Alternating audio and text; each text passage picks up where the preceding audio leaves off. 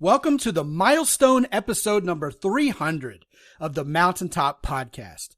Want to kick it off with a big announcement.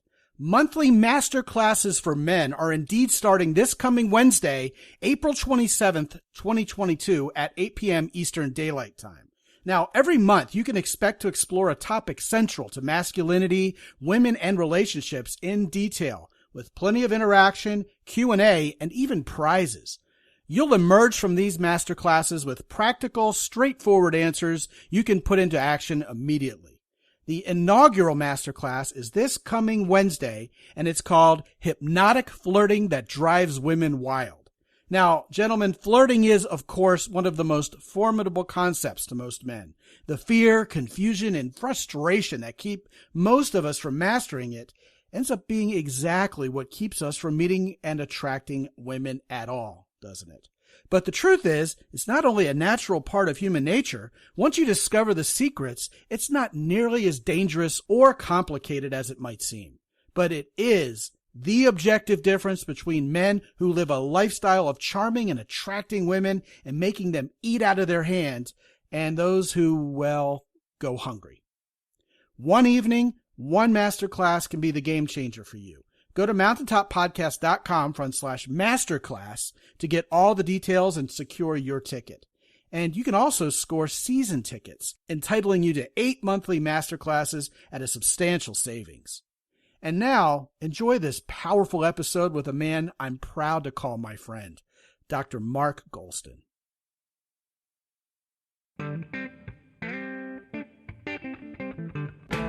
Live from the mist-enshrouded mountaintop fortress that is X and Y Communications headquarters, you're listening to the world-famous Mountaintop Podcast. And now, here's your host, Scott McKay. All right, gentlemen, welcome again to yet another episode of the world-famous Mountaintop Podcast. My name is Scott McKay, at Scott McKay on Twitter, Clubhouse, and now TikTok also, Real Scott McKay on Instagram. You can find the YouTube videos by searching my name, SCOTMCKAY, on YouTube. The website, as always, is mountaintoppodcast.com. And gentlemen, if you're not already a member of the Facebook group, the Mountaintop Summit, we look forward to welcoming you, seeing you there, and interacting with you there. This episode of the show in particular is the milestone 300th episode of the Mountaintop Podcast. In celebration of that, I first and foremost thank each and every one of you guys from the bottom of my heart over the years who have supported the show. And in line with that deep sense of gratitude, I have a great guest for you today. Indeed, my returning guest today is one of my favorite people, Dr. Mark Goulston from Los Angeles, California. In the estimation of many, he is the longtime world-class expert in the field of human conflict resolution. And I can state for you without even a hint of uncertainty that this man walks his talk as good or better than anyone I've ever met in my entire life. That's one of many reasons I deeply respect him. He's also the head of the Michelangelo Mindset and a founding member of the Newsweek Expert Forum. He's the author of Get Out of Your Own Way, Talking to Crazy, Why Cope When You Can Heal, Trauma to Triumph, and his book, Just Listen, which is in 28 languages nowadays and is the top book in the world on the topic of listening. So, welcome, Dr. Mark Goulston, to the podcast. Welcome back, I should say. Thank you for having me back, Scott. 300th episode. That's quite a milestone.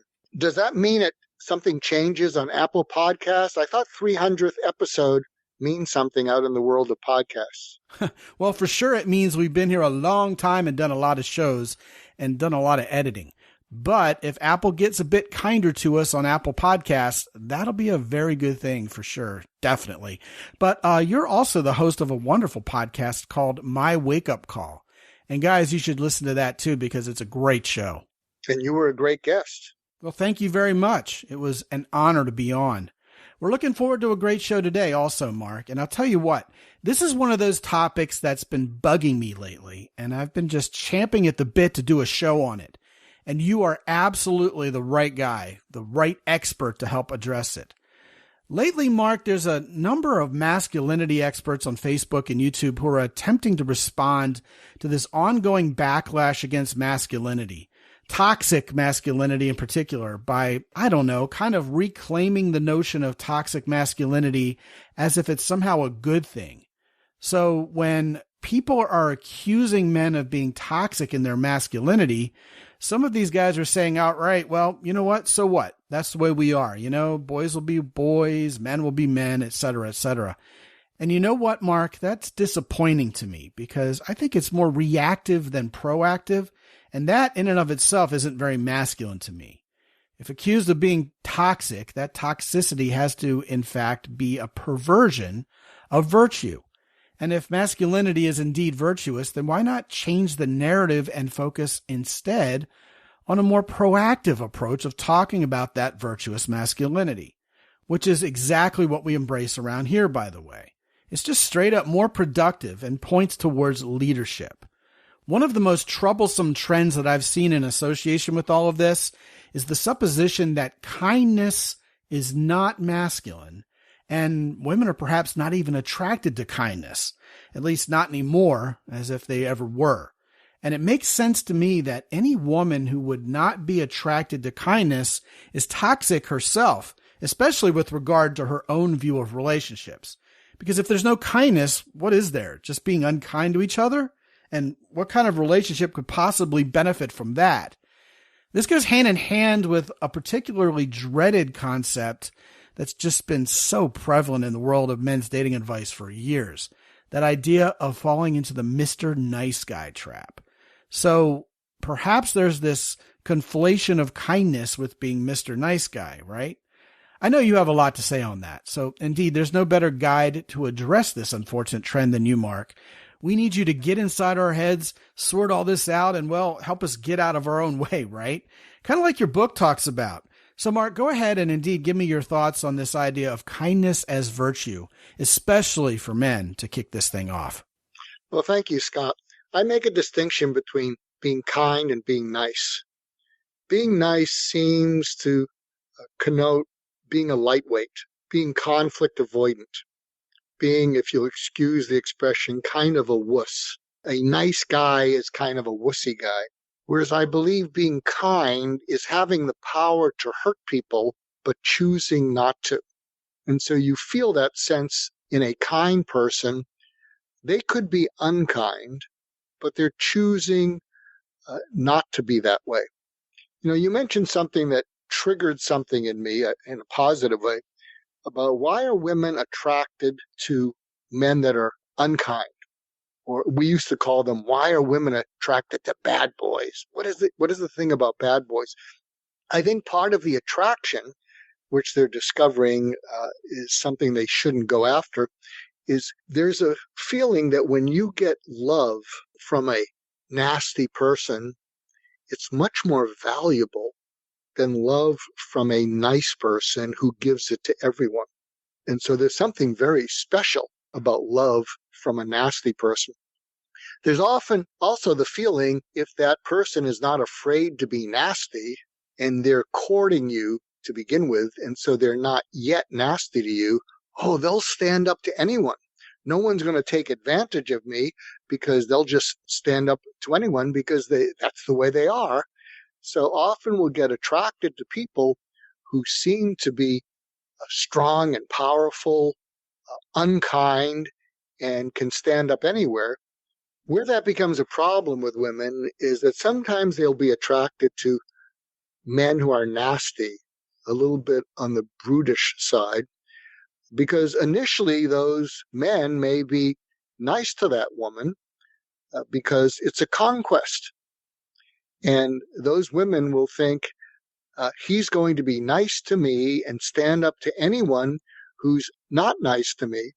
Well, the problem is continued niceness or kindness or being loving from a mean man doesn't exist. So after the thrill of the conquest is gone, that man is likely to turn it on you and start being unnice and unkind to you. And I think part of the reason for that is that with these kinds of people, it feels like something very special to get love from someone who seems to have a mean side. Whereas getting love from someone who's kind or nice doesn't feel special at all because they give it to everyone. But that specialness is an illusion after the thrill and the novelty of initially courting you goes away, and then they can turn on you and become very nasty. Well, that seems to be the fact of the matter when you're dealing with someone who's just not an inherently decent person of high character. And yet, what comes to mind when you're telling us about all this, Mark, is the idea that women are actually sexually attracted to that feeling of safety instilled within them by a man. So there really are two factors at play here with regard to how a woman might think. First of all, if a guy isn't usually very kind or nice to people, but he's being kind of nice to me, then I am special, which means he'll protect me from all these demons and monsters out there. That gives a woman a sense of being special, like you said. The other factor, though, that came to mind is when a man is acting like Mr. Nice Guy. Well, you know what? A woman just can't trust it. It seems fake. It seems like he's got an agenda, perhaps even a sexual one. He wants her in bed, therefore he's giving her things and he's opening the door for her, whereas he may let it slam on a grandma, for example, without a second thought. And she just can't trust that. Therefore, she doesn't feel psychologically safe in that particular situation, much like she perhaps wouldn't feel physically safe if she wasn't sure that this guy would stand up for her against all these other people that he's capable of being mean and violent with. Am I onto something here? I think you are. And as I'm listening to you, I'm thinking that part of the attraction is men have a lot of, at least manly men, even decent manly men, have a lot of testosterone. And they have more testosterone, which is an aggressiveness towards the world that women have less of. Women have more estrogen, which is more loving, connecting. And so you can understand how women may be attracted to men who have a lot of high testosterone, especially if that man initially is courting you or seeking to connect with you, or maybe, as you say, just to get you in bed. So that's not going to go away, but there's different ways of looking at testosterone. I probably shared this in a prior episode, but I'm going to repeat it, where I talked about General Colin Powell. Do you remember that episode, that example I gave you? I'm not sure you actually gave that one on my last show, so go ahead. Because to me, this is an example of testosterone expressed and communicated in the right way. So if you're listening in, write down this formula. Aggression plus principle equals conviction. Aggression minus principle equals hostility. So it's good to be aggressive in the world. You want to be an aggressive athlete, but you want to tie it to principle or discipline or focus, or else you'll go wild. And conviction makes you strong. Hostility makes you wild. So here's an example of General Colin Powell demonstrating, to me, it stands as one of the best examples I've seen of what it means to have testosterone directed in the right way. I was giving a workshop in Dallas at an international convention of a company called Coldwell Banker. There were 10,000 real estate people crowded into the Dallas auditorium. And this was in 1995 or early 96, I think, when Colin Powell was being considered as a presidential candidate. And he was one of the keynote speakers. And he was just so gracious, humble, talking about how he felt about his country, his community, and how important it was to give back. And he was incredibly inspiring. And then after he finished, there was a Q&A, and a man raised his hand and said, General Powell, I understand that your wife had depression. I think she had shock treatment, went into a mental hospital. Do you want to comment on that? And you could hear a pin drop in the Dallas auditorium. And I wondered, what's he going to say? Is he going to say something politically correct, such as, we need to treat mental illness the same as physical illness?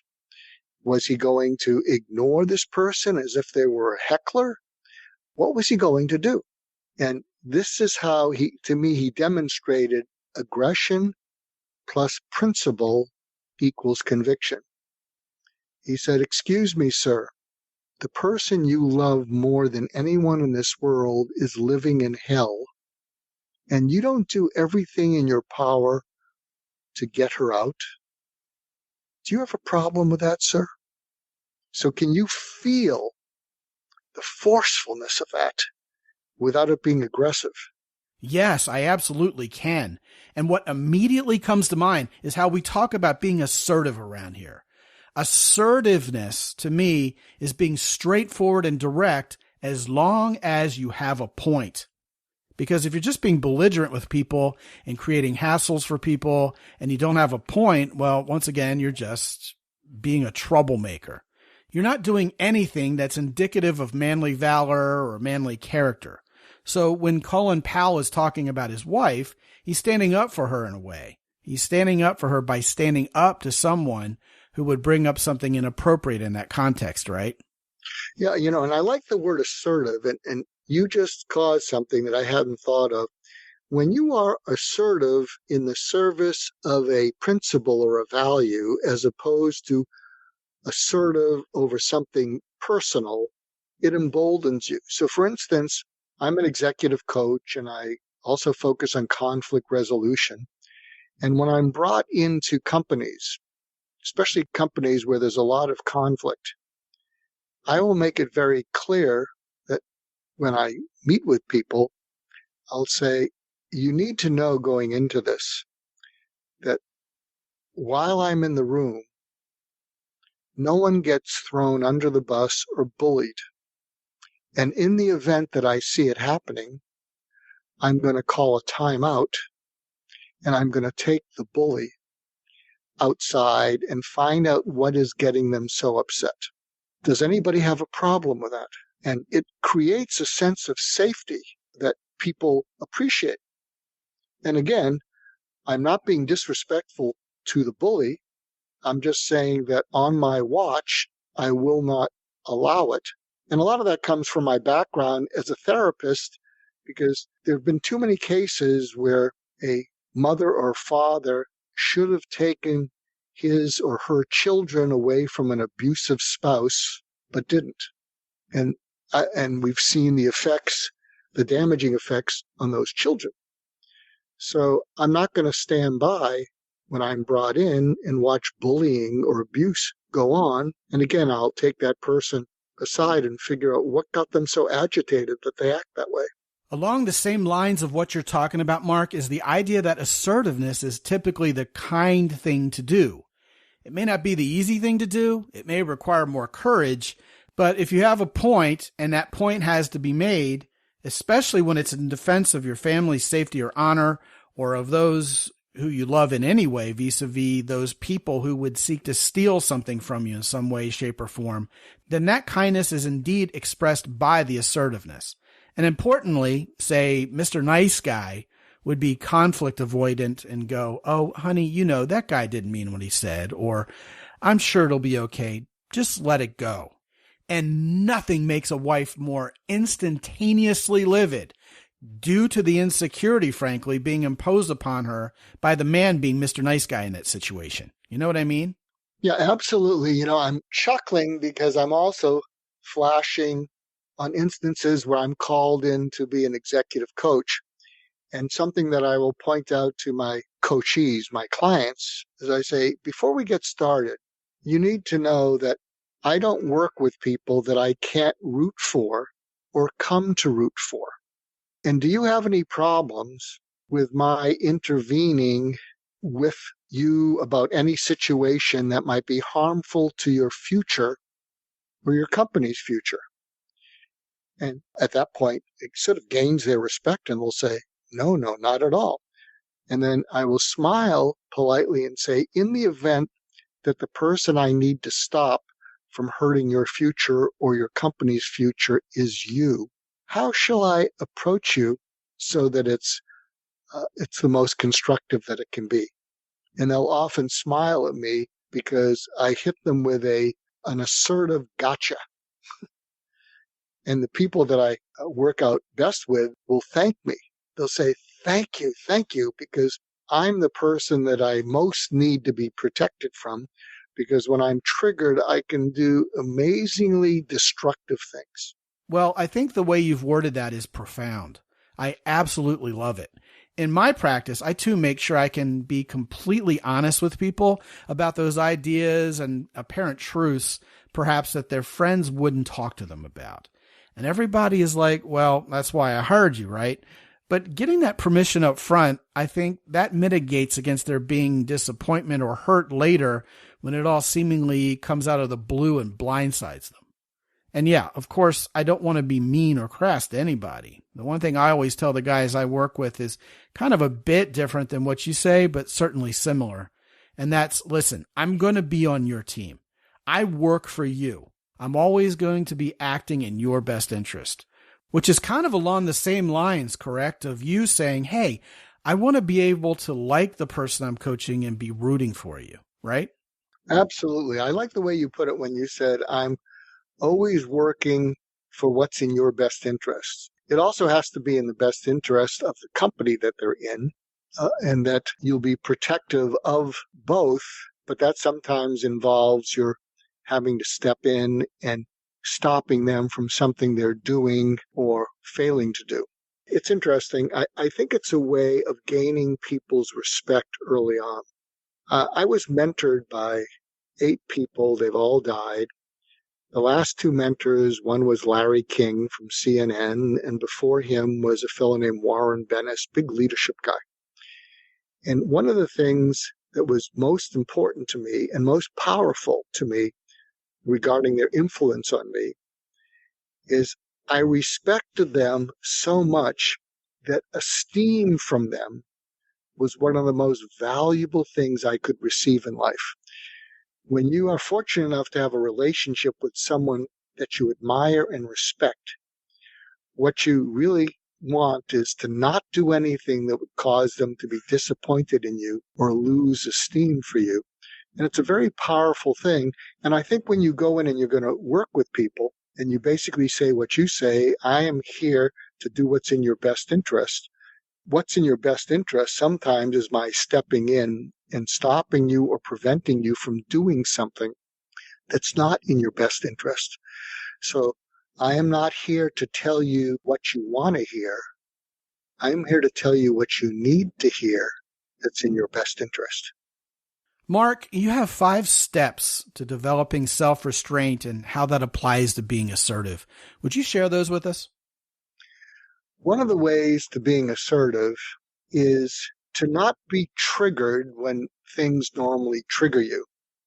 And I've developed a process called the 5 steps to self-restraint, because I think what happens is, and especially when someone triggers us, if you're around other people, you have the opportunity to gain or lose those other people's respect by how you respond to being triggered. Because when someone says something triggering, demeaning, disrespectful to you, they're going to rubberneck wondering, how are you going to respond? Are you going to respond like General Colin Powell did in that episode? Or are you going to get triggered and get defensive or get sullen or escalate the situation? And I've developed a process to help you develop self-restraint. And the process has the unfortunate acronym DPBOA. DPBOA. Sounds like an airport in Texas or something, but DPBOA. And what that stands for is when someone has triggered you, what you say in your head is downshift. And downshifting is something that your car does automatically. And if you've ever driven a stick shift car, you do when you want to gain traction in the road. So when you're coming around a curve and you want to hold the road instead of going off the cliff, you downshift. And what happens is the RPMs of your car go up, but so does the torque. You pull the road towards you. So when you say to yourself, downshift, it's a signal to not escalate and get defensive. And then the next step is P, pause. Downshift, pause. Poise begins with a pause, and you can pause in any situation, even if the other person is yelling at you. So what do you have to say? What do you have to say? Everybody has the right to pause. And if someone gets at you because you're making them uncomfortable with your pause, you can say, I'm pausing so that I don't react angrily or negatively and just make the situation worse. After pausing, you take a deep breath. You let it out. And then you ask yourself, what's the best outcome from this particular interaction? Given that I've been triggered, what's the best outcome? And then after you decide what the best outcome is, the final step is A, what's your approach going to be to get that outcome? So one of the approaches that I take when someone triggers me, and I've practiced these 5 steps so much that they're natural and internalized in me, I will automatically downshift, pause, breathe, think of the outcome, and my approach is almost always the same. I'll slow the conversation down, and I'll say, you seem either frustrated or upset or disappointed by something that I said or something I didn't say. Can you tell me what that's about? So, Mark, that idea of being a little bit quieter and more reserved and measuring yourself is actually kinder to everybody, including perhaps, ironically enough, the bully, even the bully themselves, right? Oh, absolutely. And initially, they may react negatively because they're trying to provoke you, because if they get you off balance, bullies often feel that they can then go for the jugular. Now, one of the best ways to deal with bullies, by the way, and I've written extensively on this and spoken on it. In fact, I've spoken at a number of women's conferences, and the title of the talk is Never Be Bullied Again, is that one of the things that most bullies have in common, verbal bullies, is they will push you past your hurt, your fear, into your anger, and then your outrage. And then what happens is once a bully triggers the outrage in you, they count on you needing to calm yourself down to deal with them. And when you need to calm yourself down to deal with them, you're off balance. And that's when the bully will go for the jugular. So if you have bullies in your life, one of the best ways to deal with them is to, first of all, know who they are ahead of time. And never expect a bully in your life to not be a bully. So in any given conversation you have with them, hold a little bit of yourself back and never expect them to not try to bully you to get their way. And then when they do that, instead of leading with your bared neck, you pause, you let it go over your shoulder instead of hitting you between the eyes or in your gut. You apply the DPBOA, so you downshift, you pause, you breathe. And the outcome you want is to not succumb to the bully, because then they'll just continue to bully you. And the approach you can take at that point, since you held a little bit of yourself back, you're able to respond to them without reacting. And you say to them, you seem frustrated or upset. What is it that I did or I'm failing to do that caused you to do that? And then when you look at them, you will see they will get flustered, because they were expecting to be able to provoke you and have you go off balance where they could take advantage of you. Kind of like the long version of, you mad, bro? In fact, I like your version better. Mine was too much. But something I did want to share, which I think is new since I was last on, and this is probably kindness on steroids. There's something I call the Hoover exercise. And if you can do this every day for a week, you'll start to internalize it, and you will be not just kind, you will be totally present with other people. So the way you apply the Hoover exercise is once a day, think of a conversation that you want to go well from the other person's point of view, not just your own. So that's usually someone you care about. It could be someone you care about in business. It could be someone in your family. And so you have to start out with the intention, I want this to be that conversation. and you have the conversation, and then afterwards, this is how you build the Hoover muscle, you rate yourself from their point of view. So the conversation is over. And I could even apply this to you in our conversation, Scott, because you're doing very well. So you rate yourself from the other person's point of view. How much did that other person feel heard out by you? So I have felt very heard out by you as opposed to interrupted. Second, how much did the other person feel understood by you? And I'm feeling very understood by you. And you show understanding by asking questions about what they're saying. To clarify, say more about that. What did you mean by that, Mark? How much did the other person feel valued by about what you did? And I have felt valued in what I have to say because when I have said something, you've built upon it. And finally, on a scale of 1 to 10, how much did the other person feel that you added value to what they had to say? And you've done that magnificently because I'll share something, you'll pause, you'll consider it, you'll try to understand it, you'll value it, and then in a conversation that you and I are having, you'll take it into an additional direction that adds value to what I've said.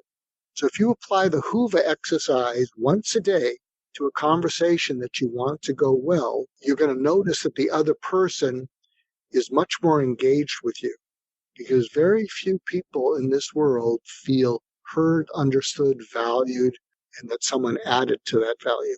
Now, what you've just set forth is an excellent roadmap for being kind, perhaps even gentle, yet still masculine. You know, earlier you were talking about your formula for how a man can harness aggression in tandem with genuine kindness. Would you repeat that for us? Aggression plus principle equals conviction. Aggression minus principle equals hostility. Conviction makes you strong. Hostility makes you wild.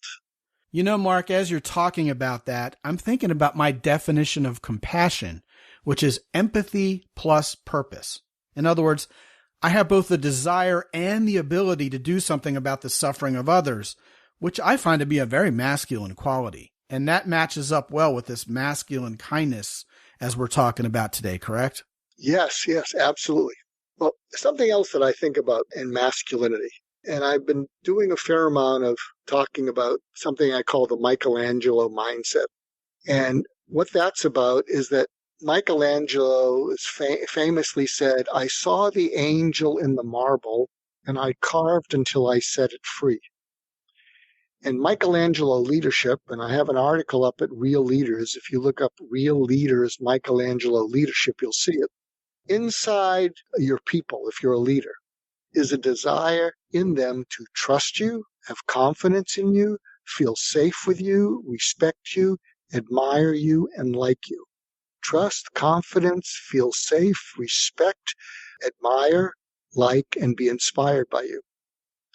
And in that article, and this is basically the only executive coaching I do because I think the world needs these people.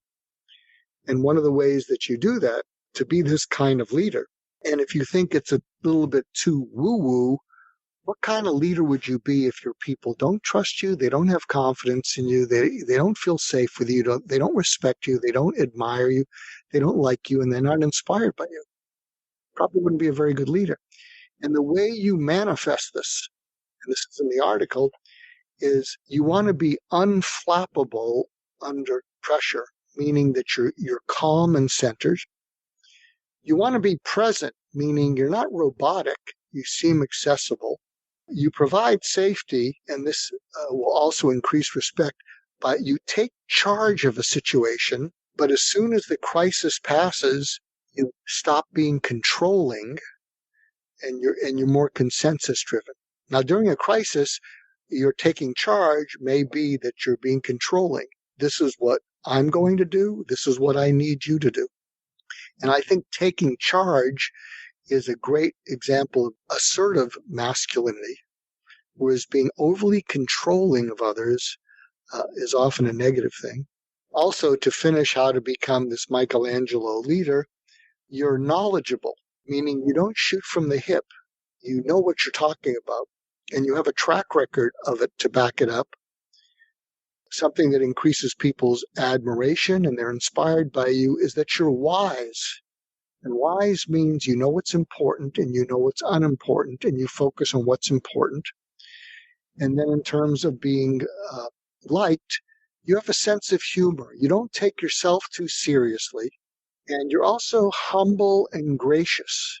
It's not all about you, and it's not all you taking the credit. You give your credit to the team, and that you were just part of that. And so when you can demonstrate being unflappable, present, taking charge, knowledgeable, wise, having a sense of humor about yourself, being gracious and humble, people will feel all those other feelings towards you. You know, leadership is often, and correctly I might add, associated with masculinity. And instead of leading by brute force and perhaps commanding respect, what you're talking about is earning that respect. And kindness goes a long way, along with that feeling of confidence and kind of taking care of the people you lead to make them feel even better about being led, correct? Absolutely. And I love that we're talking about this, because we do need kinder leaders, but we also need people to view that kindness as a strength as opposed to a weakness. You know, someone we talked about, and you were very complimentary about, was Mr. Rogers, could be seen as exceedingly kind. And I think anybody who's familiar with his career or watched the documentary based on his life, you'll see when he was called to Congress to speak about what he was doing, he was just extremely kind, and it just ruled the day. It was incredibly powerful. Yeah, you're talking about the situation where Fred Rogers was defending public funding of public broadcasting, and PBS sent Fred Rogers to do their dirty work with Congress. I mean, that would seem rather ironic to anyone with a merely cursory knowledge of the television persona of Mr. Rogers. But if you guys listening have ever seen the clip, which is readily available on YouTube because it's a classic, by the way, and I'll put a link to it in the show notes, Fred Rogers almost audibly takes a deep breath and stands up to one of the most rough and tumble members of the U.S. Senate from that era. It was a guy from the Northeast somewhere named Pastore. And the senator, indeed the whole committee apparently, recognized that unique brand of masculine character that Fred Rogers threw down. And at the end, having been completely won over, the senator said something to the effect of, well, I think this is wonderful. And the funding proceeded. It's just a fantastic story. And you know what? For the benefit of this audience, I was admitting to you before we started recording this episode, Mark, how much I admire Fred Rogers' masculinity, because he's a kind man, but he's masculine in the way women define it. He's a provider and a protector, too. His wife famously loved him dearly until the day he died of stomach cancer. And you know what? Another interesting aside, Mark, is, you know, for the benefit of these guys, I revealed to you that I kind of find a lot of those same traits I've noticed in Mr. Rogers also present in you, except the pattern interrupt there is how you visually resemble Chris Wallace from television news. You know, that's something you've told me you've heard before. And is also something I have to kind of reconcile in my own mind. And we had a little bit of fun with that. But you're indeed your own man, of course, with your own thoughts. I want to share something about you with this audience, because I think it's important and kind of puts a fitting coda on this whole concept of being kind and being a masculine man at the same time. Mark, you know, you have this gift for giving away compliments and helping people feel good in the shortest amount of words possible. It's almost like magic. But you know what? I'll trade emails with you, and you'll make my day with 4 or 5 words just by saying something so simple. And I've learned so much from that, and I'm endeavoring to do that in my life with other people and already seeing wonderful results. That, along with your idea of feeling felt, this idea where people just want to be acknowledged. They just want to be heard. They just want to know that you understand where they are, that you can empathize with them. Having wrapped my head around that more than ever lately, that indeed occurs to me as an extremely masculine trait. Because with that, you can then wield your power to do something about it, turning it into compassion, even assertive compassion, mind you, turning it into purpose, raw purpose. And man, that just makes the women in your life adore you even more, doesn't it? Well, it certainly doesn't hurt. I think something that people have said to me, and I try to take it as a compliment, and I think it goes along with it, is people have said that I appear very comfortable in my own skin. People have said, Mark, when I talk to you, you seem very real. You'll be passionate about something, but it's not like you're selling or promoting anything or forcing yourself on anyone. And I think I am comfortable in my own skin. And I think part of that is because my focus is always to be of service. Now, that said, I do like to occasionally be articulate and have a turn of phrase that the other person enjoys, but I enjoy coming up with. But I think my orientation, and part of this is I'm trained as a psychiatrist, as a therapist. My focus is on the patient's well-being as opposed to my getting anything from it. And it's also something that I work with people on, because a lot of people will say that they're just not comfortable in their own skin. They're always a little bit on the defensive. They're always a little bit wary, and it comes out in their interactions with other people. And another thing about you, Mark, is although you're extremely accomplished, you're one of those guys who's over themselves. And that just puts people at ease. It comes off as a kindness and a wisdom. And I'll tell you, that gets right to the heart of everything we've been talking about here today. Just a fantastic, fantastic conversation. Dr. Mark Goulston is a founding member of the Newsweek Expert Forum. He's also an author of multiple popular books, including Get Out of Your Own Way and Just Listen. And when you go to mountaintoppodcast.com/kindness, you're going to be able to buy yourself a copy of Just Listen, which has been translated into 28 languages all over the world and well worth reading. By now, you know that Dr. Goulston is extremely smart, down to earth, and has a lot to say. And having gotten to know him, I'll vouch for how he's exactly the same off the record as on.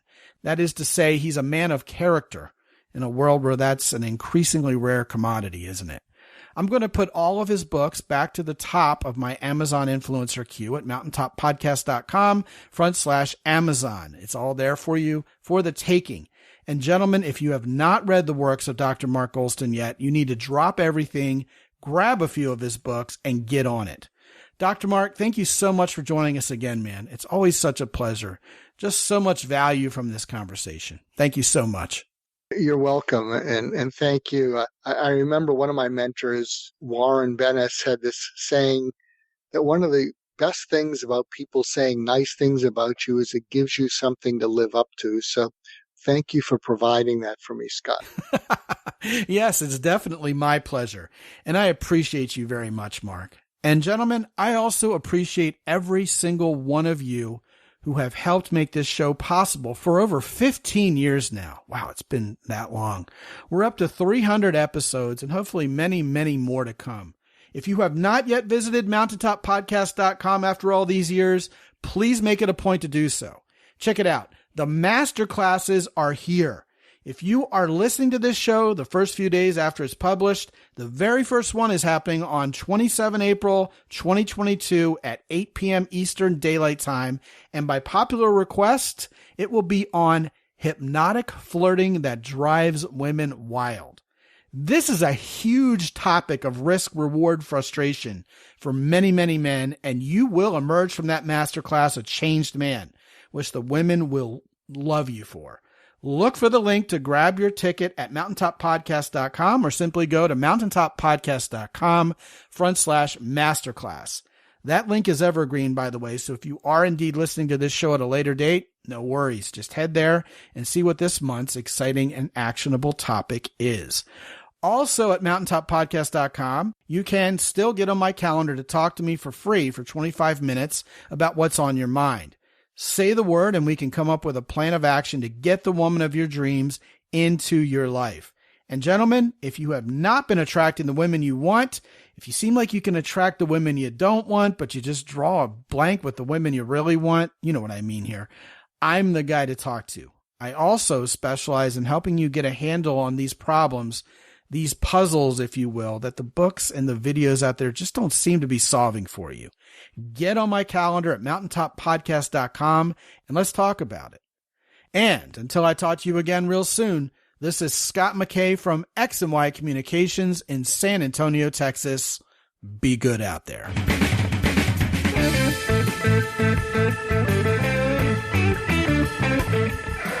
The Mountaintop Podcast is produced by X&Y Communications. All rights reserved worldwide. Be sure to visit www.mountaintoppodcast.com for show notes. And while you're there, sign up for the free X&Y Communications newsletter for men. This is Ed Roy Odom speaking for the Mountaintop Podcast.